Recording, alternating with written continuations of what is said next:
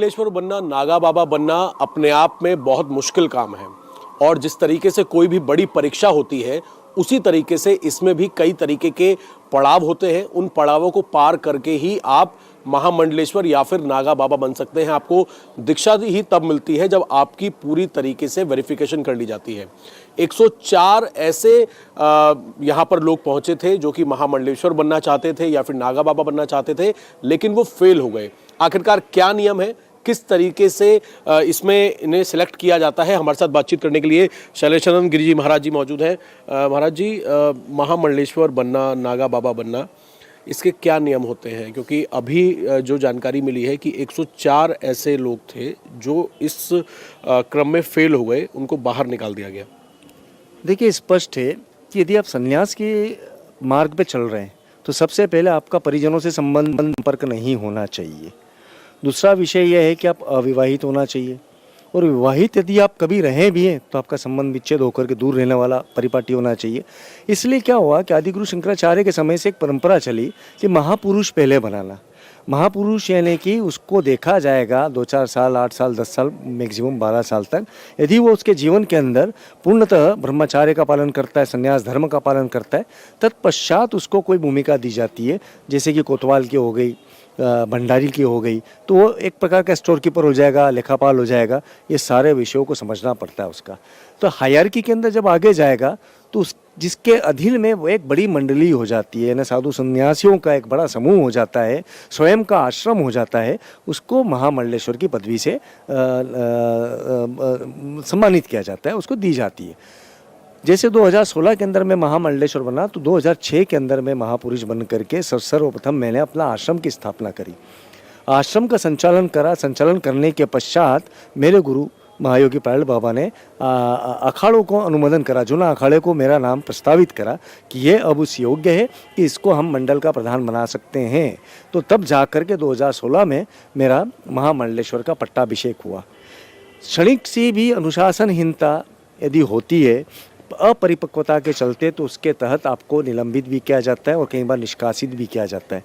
यदि आपके ऊपर कोई आपराधिक प्रकरण दर्ज है तो उस आपराधिक प्रकरण के दर्ज होने के कारण आप पूरे सनातन को कलुषित कर सकते हैं। तो आपको स्पष्ट करना पड़ता है, जिस प्रकार से हम पासपोर्ट का आवेदन के समय पे आपका वेरिफिकेशन होता है, उस प्रकार से अखाड़ा और अखाड़े के गुरुजन वो सभी मिल करके उसका वेरिफिकेशन करते हैं कि इसके ऊपर आपराधिक प्रकरण तो नहीं है, और साथ में ये भी देखते हैं कि इसका पूर्णतः बैकग्राउंड क्या रहा है, ये किस धर्म से आया है, कौन सी परंपरा से आया है और किस गुरु का शिष्य है। सबसे ज़्यादा आवश्यक है तो गुरुमुखी होना, किसी बड़े गुरु का शिष्य होना। उसका प्रस्तावना करने वाला गुरु ही होगा, तभी जाकर के उसको कोई ना कोई पद दिया जाएगा।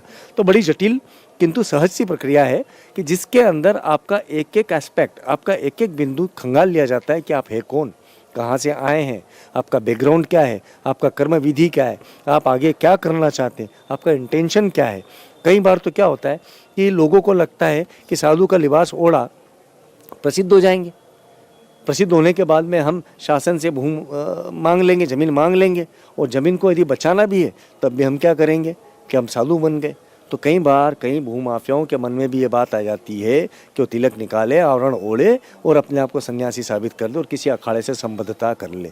तो ये अखाड़ा जानता है, इस विषय को गुरुजन जानते हैं। इस कारण से इस प्रकार के लोगों को रोक दिया जाता है कि इनको दीक्षा न दी जाए, इनको सन्यासी साधु की आवरण भी नहीं दिया जाए।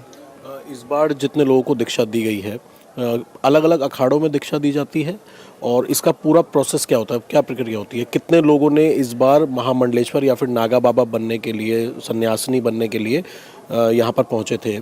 देखिए, ये तो अखाड़े जवाब देंगे क्योंकि उनके पास इनकी सूची होती है। किंतु प्रक्रिया का जहाँ तक सवाल उठता है कि जो महापुरुष बना है, नागा बना है, उसका होता है विजया होम जिसको कहते हैं। विजया होम के बाद में उसके सारे संबंध समाप्त हो जाते हैं, क्योंकि वो अपनी 7 पीढ़ियों का और स्वयं का पिंडदान कर देता है। पिंडदान कर दिया तो वो भूल जाएगा कि मैं हुई नहीं। उसके न होने का भाव जो है उसका विलय का भाव हो गया, और वो विलय हो गया तो सिर्फ एक आत्म मन करके ब्रह्मास्मि या शिवोहम के भाव में वो यहाँ से संचरण करेगा और उस जीवन को जिएगा जिसके अंदर वो पूरे विश्व को अपना चराचर परिवार मानेगा और उसी के अंदर वो अपनी साधना निरंतर रूप से करता रहेगा। तत्पश्चात मैंने आपको बताया कि उसका एक परीक्षण होगा, परीक्षण के पश्चात कुछ वर्षों के बाद में उसको एक जवाबदारी देगी, जो कि पद की जवाबदारी होती है कोतवाल के रूप में, जैसे मैंने बताया, ये सब उसकी जवाबदारियाँ है, और उसके बाद में उसे महामंडलेश्वर बनाया जाता है। तो एक लंबी प्रक्रिया है, पर इस लंबी प्रक्रिया में कई ऐसे लोग होते हैं जो अचानक निकल करके आते हैं। गुरुजनों को मालूम रहता है कि ये तो पूर्णतः विरक्त हैं, और विरक्त होकर के सालों से इस कंदरा के अंदर रह रहा है, इस आश्रम में रह रहा है, उसको अचानक ही गुणीजन जो गुरुजन है उसको निकालेंगे और उसको सीधे जवाबदारी देंगे, यदि वो जवाबदारी लेने के लिए तैयार है तो ये भी संभव है। इस बार जो 104 जिन लोगों को नहीं बनाया गया महामंडलेश्वर या वो फेल हो गए, उसमें ये पता लगा कि कई भूमाफिया थे, कई पे आपराधिक मुकदमे दर्ज थे। तो जब ये लोग अप्लाई करते हैं ये बनने के लिए, तो उस वक्त क्या जांच नहीं होती, बाद में जांच होती है? देखिए, आवेदक तो कोई भी हो सकता है, आवेदन आने के पश्चात ही तो जांच होगी।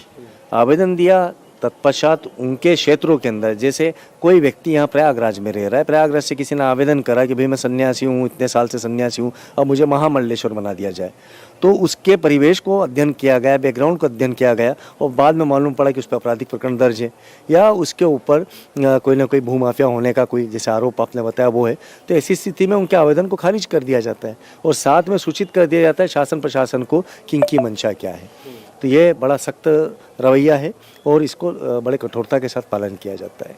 बहुत शुक्रिया हमसे बातचीत करने के लिए। तो बहुत आसान प्रक्रिया नहीं है, कई साल तक किसी भी जो आश्रम है उसके अंदर अलग अलग